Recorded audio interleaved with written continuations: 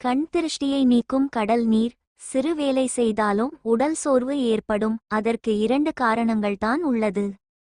முதல் காரணம் உடல் பலவீனம், இரண்டாவது காரணம் கண்திருஷ்டி. நம் உடலில் 7 சக்கரங்கள் உள்ளது.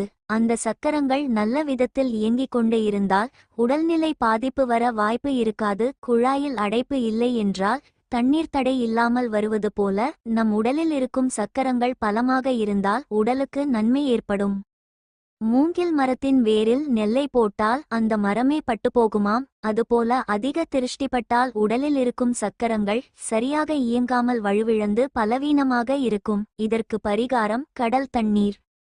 கடல் தண்ணீரில் குளித்தால் உடலில் இருக்கும் அந்த 7 சக்கரங்களும் பலம் பெறும்.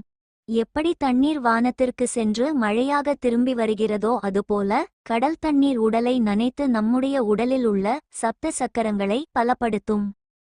அதேபோல ஒரு வீட்டிற்கு அதிக தோஷம் இருந்தால் அந்த வீட்டில் துர்வாடை வீசும். என்னதான் சென்ட் போன்ற நறுமண பொருட்களை உபயோகித்தாலும் அந்த வாடை போகாது.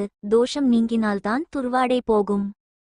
அதனால் கடல் தண்ணீரை சிறிது எடுத்து ஒரு பக்கெட் தண்ணீரில் ஊற்றி வீட்டை கழுவி விட்டாலோ அல்லது துடைத்து விட்டாலோ தோஷங்கள் போகும்.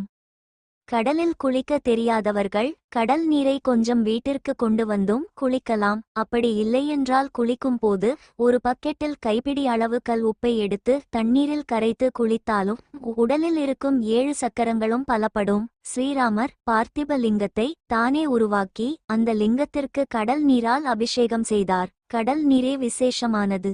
ஜெய் ஸ்ரீராம்.